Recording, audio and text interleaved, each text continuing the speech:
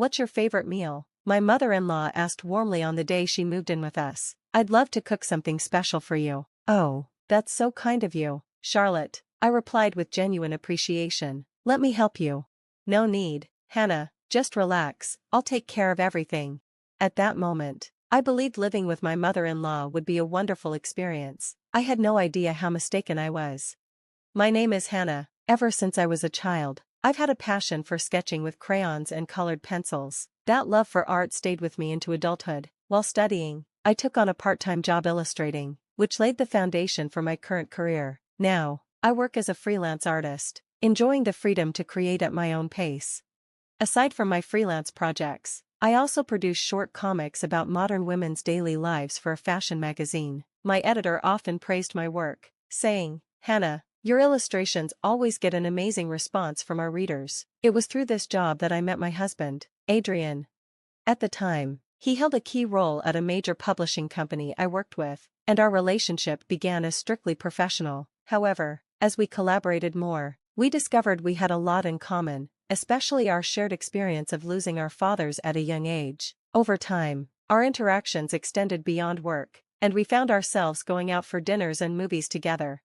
One evening, after a meal, Adrian confessed his feelings for me, and we officially began dating. Since I had never been in a relationship before, I initially doubted myself.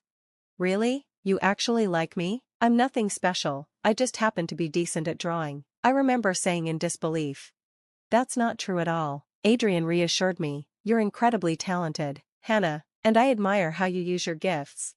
His kind words made my heart flutter, and after dating for several years, we decided to get married.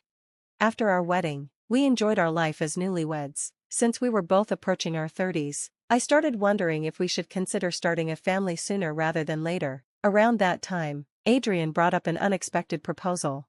"Hannah, there's something I want to talk about," he said one evening. "My mom is thinking about moving in with us. How do you feel about that?" "Oh, really?" I asked, slightly surprised. "Hasn't she always lived on her own?" "Yes," Adrian replied. I was caught off guard too, but she must have her reasons for wanting to move in now. I want to respect her feelings. I hadn't spent much time with Adrian's mother, Charlotte. Apart from our wedding and a few family gatherings, she had always struck me as kind and easygoing, with a warm smile that made me feel comfortable. Since I grew up in a single-parent household after my father passed away when I was little, the idea of having a lively home environment appealed to me. The thought of living under the same roof with Charlotte was exciting. "She's been feeling lonely," Adrian continued. "I used to visit often, but with work keeping me busy, I haven't been able to go as much. That must be hard for her." I sympathized. "If she really wants to live with us, I think it could be nice." "You don't mind?" he asked, relieved. "I'm so glad to hear that." And just like that, Charlotte moved in with us, and our life as a family of 3 began. "Hannah, what's your favorite dish?" Charlotte asked cheerfully on her first evening in our home. "I want to make something just for you." "That's so thoughtful, Charlotte," I said, touched. "I'd love to help you in the kitchen." "Oh, no need for that, dear, you just relax, I've got it covered." At first, everything was smooth. Charlotte took over most of the household chores, and I was grateful for her help, especially when my work kept me busy. But then, one evening, Adrian came home with surprising news. "Hannah," he said hesitantly, "I've been transferred to a different branch in another city." "What? Are you serious?" My heart pounded. We had only just settled into this new living arrangement. What would happen now? Would I leave with Adrian and disrupt my career? Or would I stay behind with Charlotte while he moved? Adrian, sensing my unease, tried to comfort me. "If things get too difficult with my mom, just tell me, we'll figure something out." His words reassured me, and in the end, I decided to stay with Charlotte, believing I could handle it. Looking back, I realize I may have been too optimistic.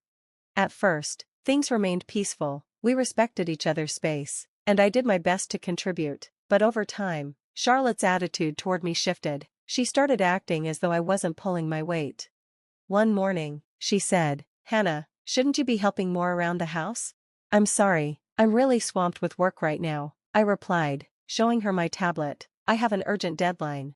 "Oh, please," she scoffed. "You're just sitting around at home. Drawing on that thing isn't real work."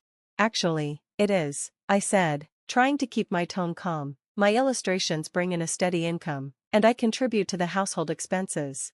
Despite my explanations, she refused to believe me. She dismissed my earnings, insisting I was a freeloader, even though I gave at least $3,000 a month to support our home. She claimed the money must have come from Adrian.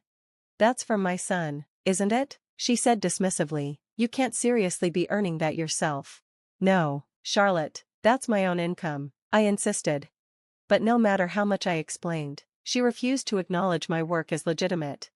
Charlotte had left her job years ago after getting married, and she spent most of her time at home or going out for social events. Despite her relaxed lifestyle, she expected me to handle more and more of the household chores, even at the expense of my job. It reached a point where her constant demands started interfering with my work, causing delays and stress.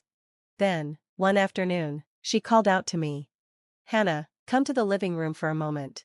Curious, I walked in, tablet in hand, only to find Adrian's brother, Dominic, and his wife, Fiona, waiting. They both looked smug.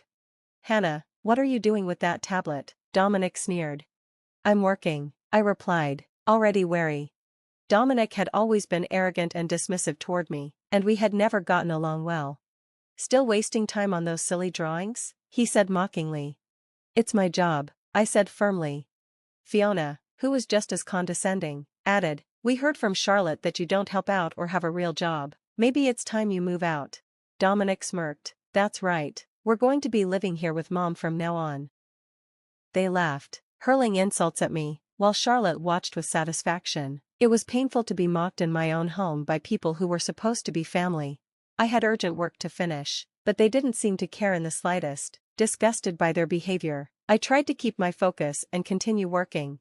Charlotte, however, wasn't having it. She shot me a glare. "Are you seriously ignoring me? It's incredibly rude to keep playing with that tablet," she snapped.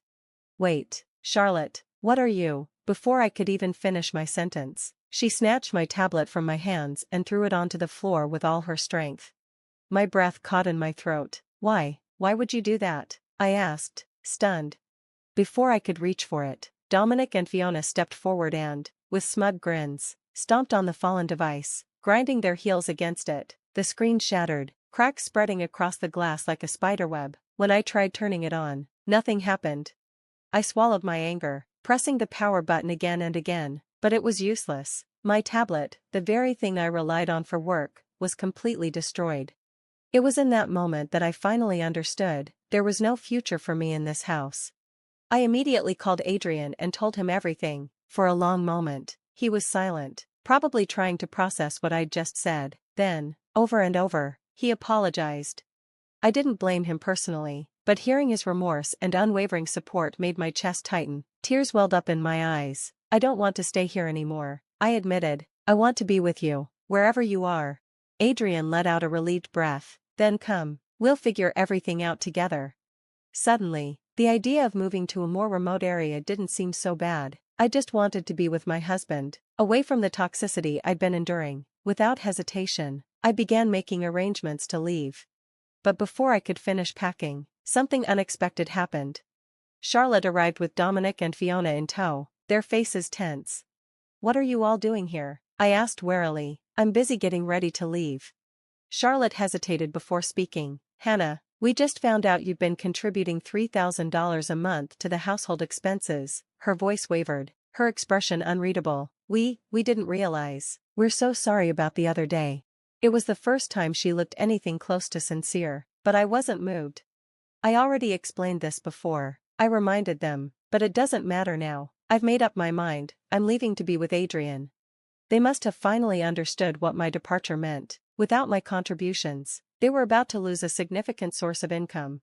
Charlotte's hands wrung together. "Please, Hannah," she pleaded, "we can still be a happy family, can't we?" Fiona, less subtle, scowled. "If you leave, we'll have to come up with that $3,000 ourselves. That's not fair." Dominic suddenly turned to their mother, fury in his eyes. "Mom, this is your fault. You broke her tablet, then treated her like garbage even though she was the one paying the bills." The room erupted into a heated argument, with the three of them blaming each other. They no longer cared about me, they were just desperate to shift responsibility. I ignored the chaos and continued packing. Then, as if realizing she was losing the battle, Charlotte suddenly changed her approach. "Hannah," she said softly, almost pitifully, Even if you move in with Adrian, would you still send us money? I let out a dry, humorless laugh. Why would I do that? We need it, she insisted, otherwise, we won't be able to manage. For the first time, she looked genuinely afraid of what lay ahead. I crossed my arms. I've already given more than enough. Whatever happens next is on you. Silence stretched between us, but then, in a barely audible voice, Charlotte mumbled, I spent all the money at a nightclub. A stunned hush fell over the room. Dominic's face twisted with rage. Are you serious, Mom? Charlotte sniffled. I've been so lonely since your father passed away. I just wanted to escape for a while. My sympathy for her had long since run dry. That's not my problem, I said firmly. I won't be responsible for your reckless spending. Fiona exhaled sharply, rubbing her temples as if she, too, had finally had enough. Charlotte's shoulders slumped, as if the weight of her actions had just caught up to her. The realization that she wouldn't be getting another cent from me seemed to hit her all at once. Dominic, awkward and clearly regretful, mumbled, maybe we can all start fresh. I shook my head. No, I'm done. And with that, I walked away from them for good. After I moved in with Adrian, life became peaceful. The countryside was quiet, the air fresh, and I could finally focus on my work without constant stress. Not long after settling in, we received wonderful news. We were expecting a baby. It was something we had dreamed of, and now, everything was finally falling into place. Ironically, my last comic, a semi-autobiographical piece, ended up gaining attention. It resonated deeply with many readers, especially women who had experienced similar struggles. Then, one day, I received a call from Charlotte. Oh, Charlotte, I answered, already suspecting what she wanted. What's wrong? Her voice was frantic. Hannah, that comic you published, it's obviously about us. Why would you expose everything like that? I remained calm. People write about what they know, and besides, the truth has a way of coming out eventually. You've ruined everything, she wailed. The whole family found out about the nightclub, and now they're furious. I had to sell my house to pay off debts. I simply sighed. Sounds like a personal problem. That was the last real conversation I had with her. After selling her house, Charlotte had no choice but to move in with Dominic and Fiona, but with money already tight, things only got worse. Eventually, Fiona left Dominic for another man, leaving him miserable. As for Adrian and me, we were thriving. Our baby arrived safely, and my career flourished. Thanks to the success of my comic, I landed new illustration opportunities with another fashion magazine. Looking back, I realized that if it hadn't been for all the chaos with Charlotte, Dominic, and Fiona, I might never have found this fulfilling life. In a strange way, their cruelty had pushed me toward true happiness. Thanks for watching. See you in the next video. Stay tuned.